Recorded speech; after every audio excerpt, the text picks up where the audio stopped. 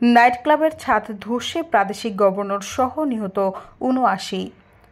Dominican প্রজাতন্ত্রের রাজধানী Santos ডোমিঙ্গোতে একটি নাইট ক্লাবের ছাদ ধসে কমপক্ষে ৭৯ জন নিহত এবং ১৫০ জনেরও বেশি আহত হয়েছেন।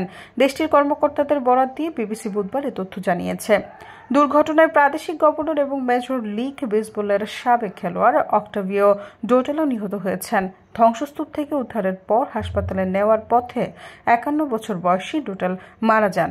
স্থানীয় সময় সোমবার দিবাগত রাত্রে এই দুর্ঘটনা ঘটে। জেট সেট নাইট ক্লাবে জনপ্রিয় মেরেঙ্গো গায়ক রুবি পেরেজের একটি কনসার্ট চলছিল।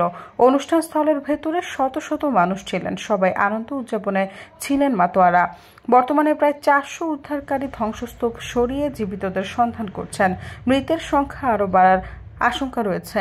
ইমার্জেন্সি অপারেশন সেন্টারের পরিচালক জুয়ান মেনুয়েল মেন্ডেজ বলেন, তিনি আশাবাদী যে ধসে পড়া ছাদের নিচে চাপা পড়া অনেকেই এখনো বেঁচে আছেন। দ্রুত উদ্ধার করা গেলে তাদের অধিকাংশকে বাঁচানো যাবে। জেট সেট সান্টো ডোমিঙ্গোর একটি জনপ্রিয় নাইট ক্লাব। সাধারণত সোমবার সন্ধ্যায় নিয়মিত নৃত্য সঙ্গীত কনসার্টের আয়োজন করে ক্লাবটি।